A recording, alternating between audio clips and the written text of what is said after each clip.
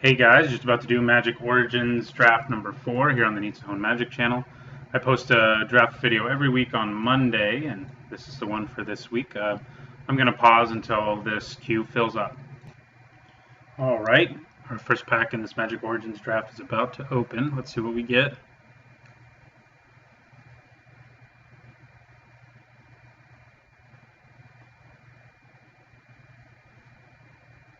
Okay, Sword of the Animus. It's not a bad rare, but depending on what's in this pack, I may not take it. To be honest, Bounding Crassus is probably the best card in the pack, but I don't want to commit to blue-green right away. So, the other cards in this pack really aren't that exciting. It's a pretty weak pack. Our foil was a land, so that's part of why.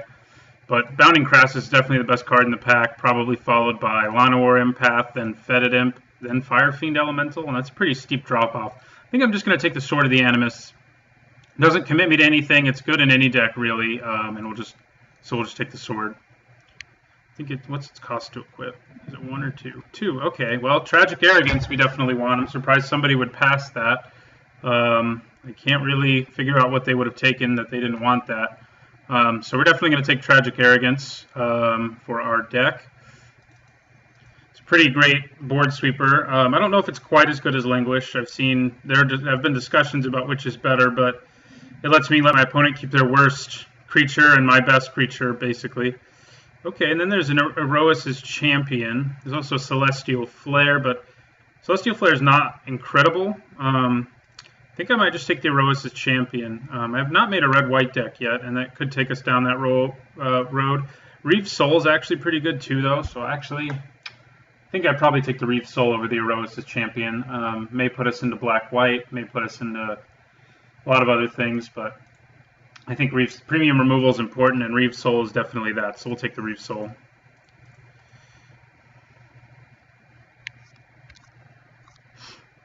Pretty happy with a second pick Tragic Arrogance. Haven't gotten to play it just yet. Haven't gotten to play Sword of the Animist either, actually, so I have gotten to play Reef Soul, of course, but we don't have any creatures yet, but we're liable to end up with some black-white, if that's where we end up, is the enchantment archetype. So it'd be nice to see some suppression bonds, stuff that we would play anyway, that are enchantments, are always what you would look for with this archetype. And then, the cards that actually care about enchantments are nice too. Most of them are already playable, even if you don't have enchantments, like Blessed Spirits. So, okay, another Reef Soul. Yeah, I'll take that. I'll take 2 Reef Souls. This pack's also relatively weak. Rocks, Maulers, and Reef Soul are probably the best 2 cards in the pack, and I think Reef Soul's better. Other than that, Mad of the Masters is a good trick, but I don't like Nivix Barrier, Heavy Infantry, Fairy Miscreant. I like Cobbleroot okay, but not a lot, and I don't like Bonded Construct a whole lot, or Thornbore Archer. So this have been some weird packs, but we're happy to take a Reef Soul out of that otherwise very weak pack. So we have ways to kill things, that's for sure. We also have some equipment, which would be nice to get a creature for. And this thing lets us ramp too, which is worth considering, a little bit at least. Might make some high drops a little more playable than they usually are. Because it's any land too, yeah, basic land anyway. One of the few sources of fixing in this format, other than like Meteorite and Pain lands, because Nissa's Pilgrimage can only get you forests, unfortunately. So this pick's taken a while. Okay, Caves of Koilos. We are in those colors, but what else do we have in this pack? There's a Read the Bones, and there's also a Skyraker Giant, though, who's definitely very strong. But I think I'd take Read the Bones here. Caves of Koilos would be nice, and maybe it comes back to us. But we'll take Read the Bones. Skyraker Giant's probably the best card in this pack, I would say. And then Read the Bones, Aspiring Aeronauta, the next 2 next best. This pack's a little stronger than the other ones we've seen, but yeah, we'll take Read the Bones. Still on 0 creatures. Hopefully that'll change eventually.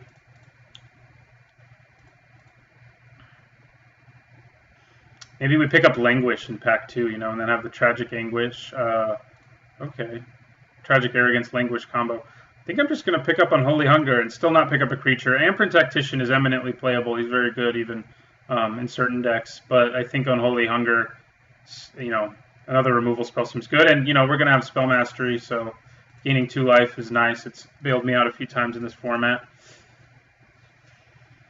White hasn't appeared to be that open. There's some chance we don't play Tragic Arrogance. That has to be said. Although now we see some good white stuff. So we also see a good black creature. It's either Cleric of the Forward Order or is Shambling Ghoul. I think Shambling Ghoul is actually better. At least, these do get better in multiples, but you can, every Shambling Ghoul is good. So I think I take him. He is a pretty bad top deck late in the game, like if I really need a blocker, but we're going to get other creatures, so hopefully that doesn't happen to us. Black seems very open. White doesn't seem all that open, like I said. That Cleric of the Forward Order is fine, but we haven't seen any Suppression Bonds or any other exciting white cards since our first pick. Now, it could just be that these packs have been weak, but it's hard to know. I could try to splash for Tragic Arrogance, but the double white makes that a little hard. I'll leave it in here for now, though.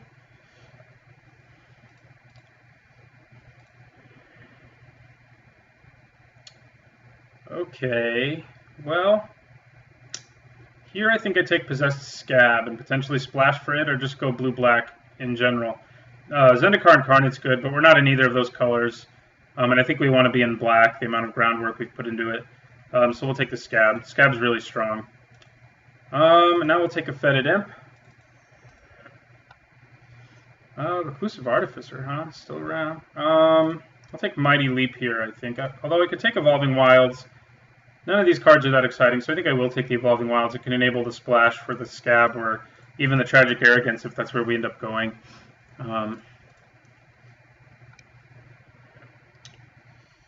Yeah, I guess I like Heavy Infantry more than Thornbow Archer, but hopefully I don't have to play it. There's another one. I'm going to take a Cobble Brute, in case we end up going red. He's more playable anyway. Take a Veteran's Sidearm. I probably won't play it, but I may. And we're definitely not playing Prism Ring, as you probably know I'm not a fan of. So we did end up with a few creatures there at the end, one of which we need a splash for. I don't think we'll have to play Heavy Infantry. And I could just go blue-black and just lose Tragic Arrogance. We'll see what we open.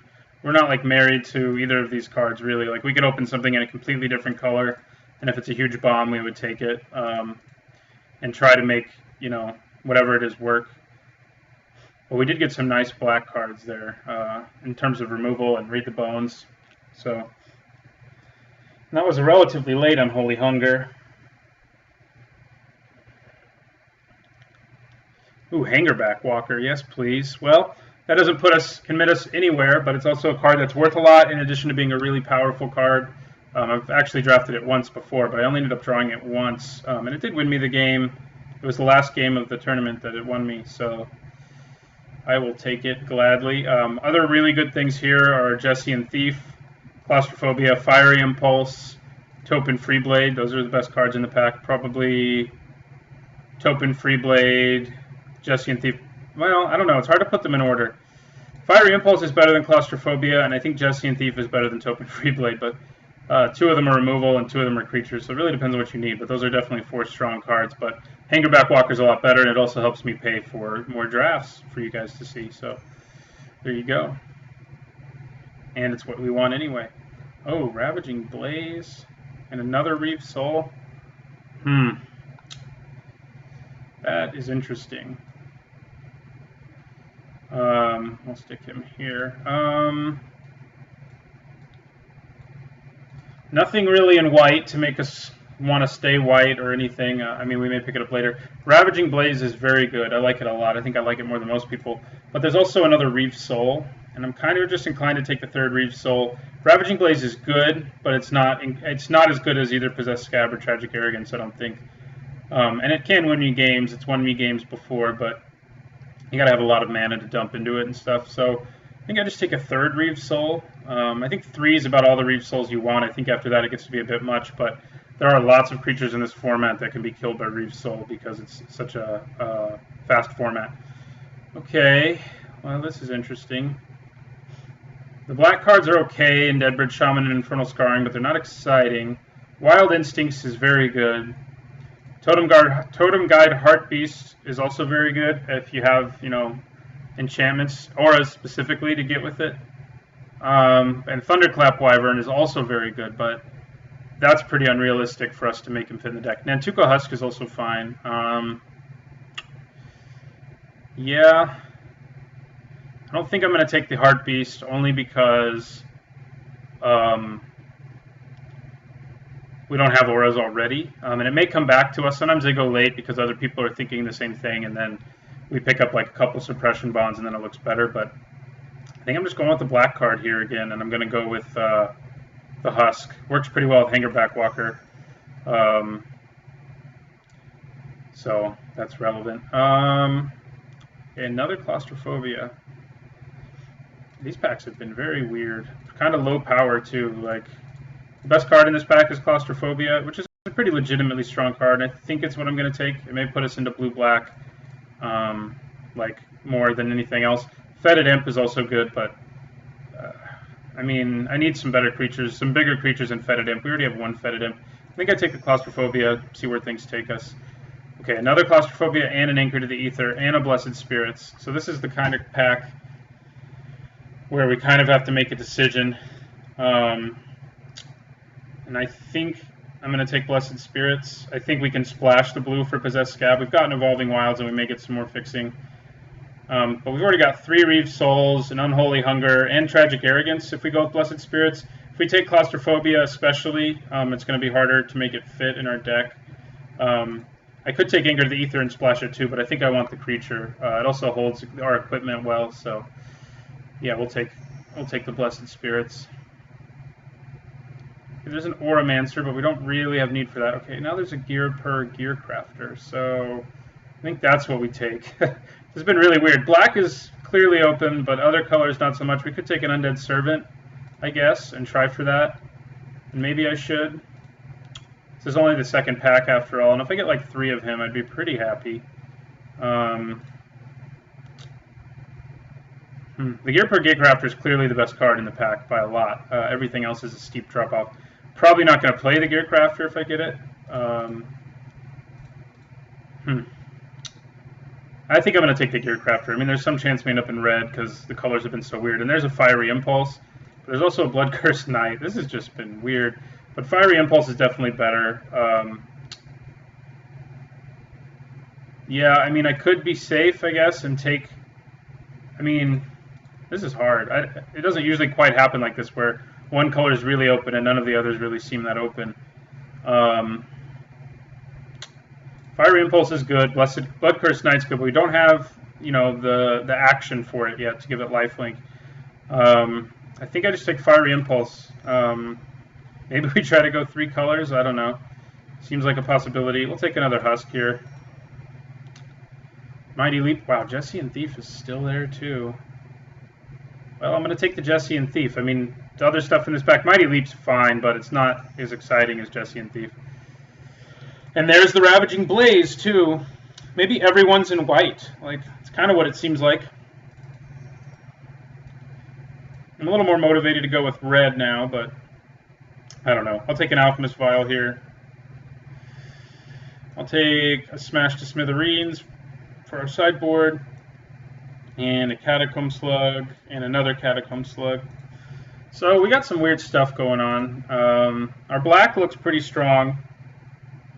We have one really good white card, but we've only been able to pick up one other white card this whole time. And white really looks like it's not open. Red looks way open, so maybe we go black, red, splash blue for our Possessed Scab and our Jesse and Thief, something like that. We'll see what happens in the third pack. I mean, our deck definitely has a high power level, even without Tragic Arrogance, but I would like to be able to play it. If I can't play it, then it's a little disappointing, but, we do have some really good removal in black and red now, too, between Fiery Impulse and Ravaging Blaze. Fiery Impulse and Ravaging Blaze we both got so late, too. I think red must be open.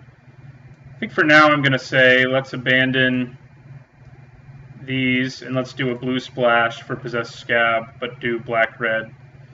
And we're rewarded with Gilt-Leaf Winnower, although we would have, done that anyway. Also a foil Graveblade Marauder, which is pretty cool, and a Suppression Bonds.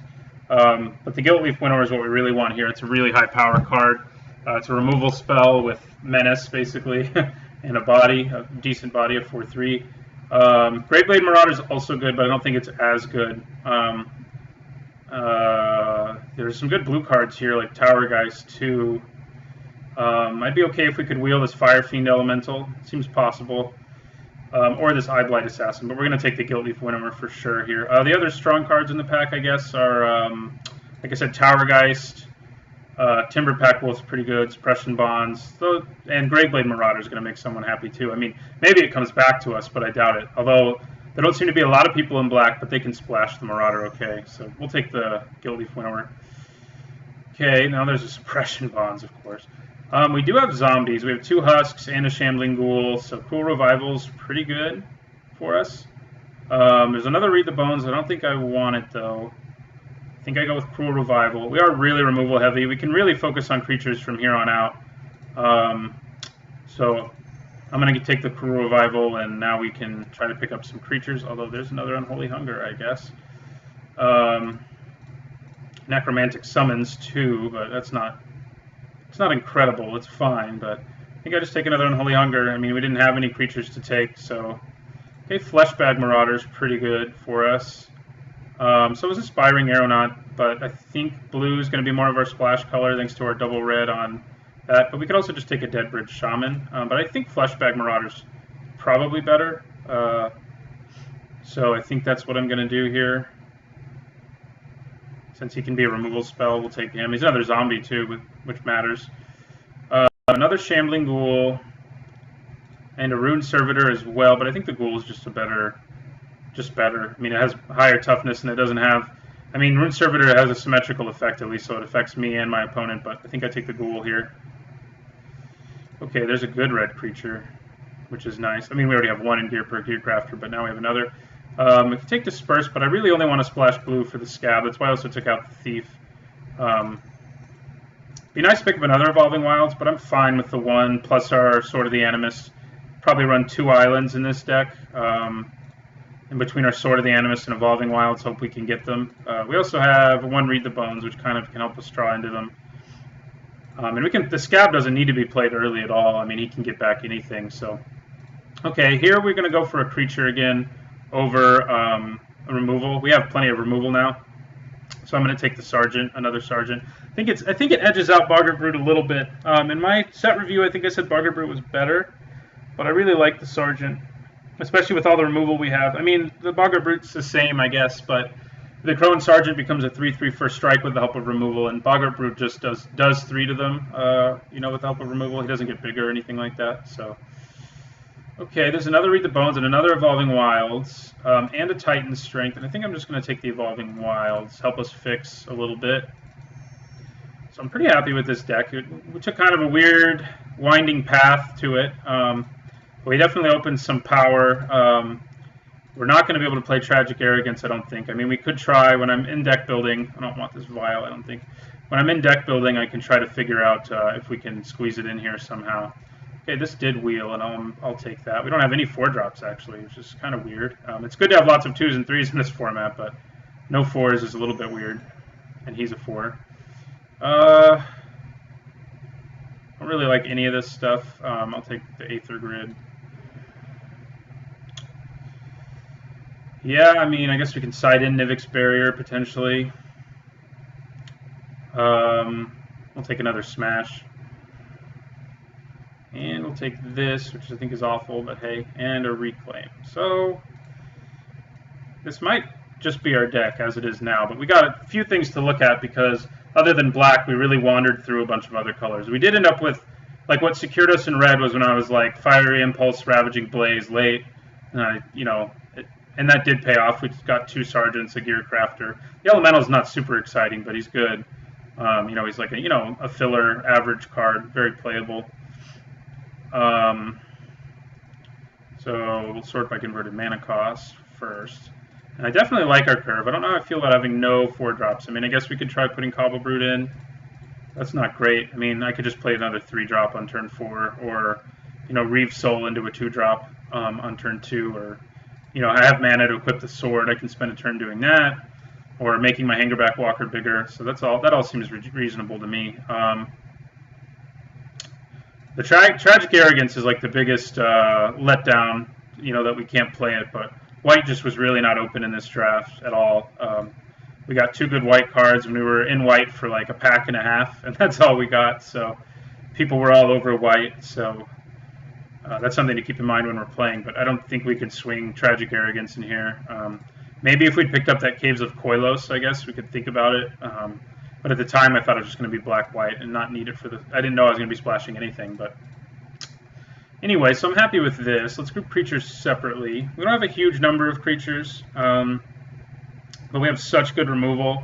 I mean, we can manage the game really well with our Reeve Souls and 3/5 mana removal spells, one of which is a creature, so 4.